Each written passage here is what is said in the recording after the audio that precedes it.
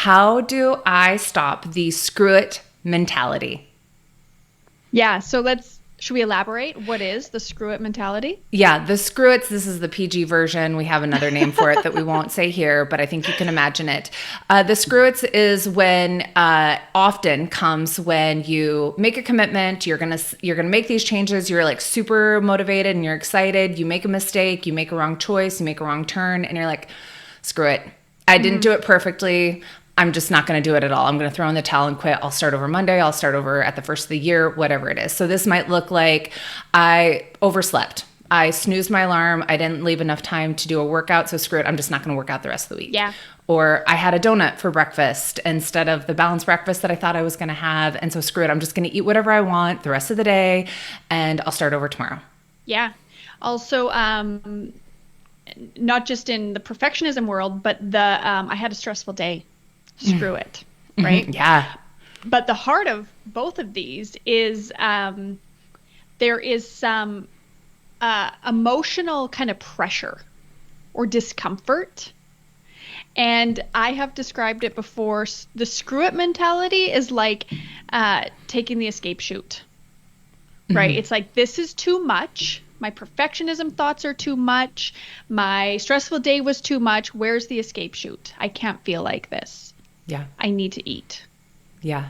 Yeah. Because I can't handle the discomfort that comes with feeling like I didn't choose well or choose right or do it perfectly. Yeah. So I don't know how to process this day or this experience without reaching for something to help settle me. Yeah. I don't want to do that coach thing where I get super focused on how the person asked the question, but the way this question was phrased, I think is really important and it does make a difference. They asked, let me see here, how do I stop the screw up mentality?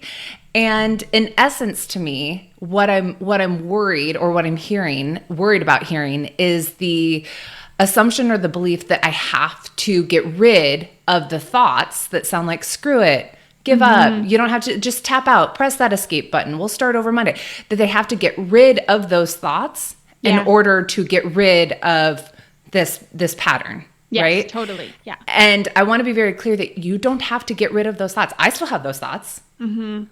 I'm sure you do too. Yeah. Right. I have a desire to say screw it all the time. Yes. Yes. The opportunity here is to notice those thoughts and not indulge them. Right. When they come up, for me, it sounds like, oh, I'm really tempted to just not do this thing or tap out, press that button. I'm not going to anyways. I'm not going to because I know that these small changes make a difference. I know that I can pick up right where I left off. I know that I can just keep it going. Yeah. And I think too, it can be revolutionary to a lot of the women we work with to realize they don't have to act out every thought that comes through their heads. Where, in regards to food and health and wellness habits, the health and wellness world is so all or nothing. I think it's pretty ingrained to be all or nothing when it comes to your health and wellness habits. But an example that I've used before with a member I was coaching was, we were talking about thoughts and we were talking about how she has all kinds of thoughts in a day that she does not act on, right? Like have you ever been, walking into work and you had some, negative thought about your boss, about quitting, yes, all the time, right? And you're tired of this job, tired of Annie, and you want to hit that escape button, right? You feel the urge and the desire, but you don't. Yeah. You have those thoughts and you let them pass. And you can have a lot of thoughts about saying screw it to your goals and just let them pass. Yeah. Yeah. Yeah.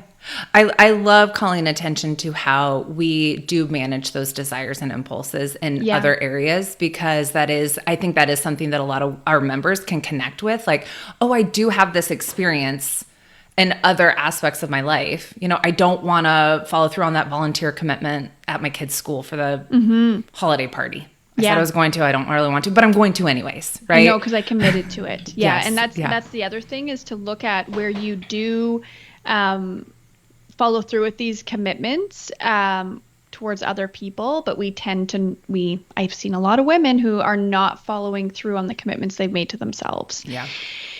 And so I think with the screw up mentality, a really good process is just recognizing it. When do you get the screw ups? When are you trying to punch out? To what do you actually need in that moment? Yeah. Yeah. Right? So when it comes to like an emotional eating screw up moment, often we do need some kind of soothing. We're using food to soothe right now, and that's okay. It's what you're using. It's what your habit is. It's what you've grown to know. That's okay. I still emotionally eat sometimes. It's okay. The problem is when you're choosing to emotionally eat all the time to soothe yourself, that's typically where people are running into problems, where they're struggling with their weight, where they are struggling with how they feel. And so it's more looking at what do I actually need? I don't actually need food. What I actually need is to be soothed. And when it comes to perfectionism, it's almost the same thing. And I am speaking as a recovering perfectionist. When I am having all of these perfectionist all or nothing thoughts, what I'm actually struggling with is feeling like a failure. Right? And so I also need soothing in those moments. I don't need to punch out. I need to soothe myself and let myself know, like, it's okay. It's okay. We got this. We can move forward imperfectly. Yeah. Yeah.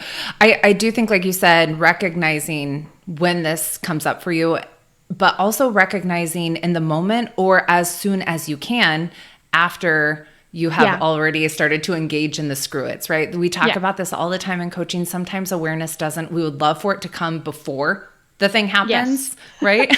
It doesn't always work like that. Yeah. So sometimes you might find yourself midday, like I'm deep in the screw-its. As soon as you bring awareness to that situation, can you gently course correct? Yeah. You don't have to stay committed to the screw-it decision, like until Monday or until the first of the year, right? You can just, as soon as you recognize that, oh, I did that thing again. I'm going to stop. I'm going to pause. I'm going to collect myself, pick myself up, dust myself off, and keep it going. Yeah, totally. Yeah.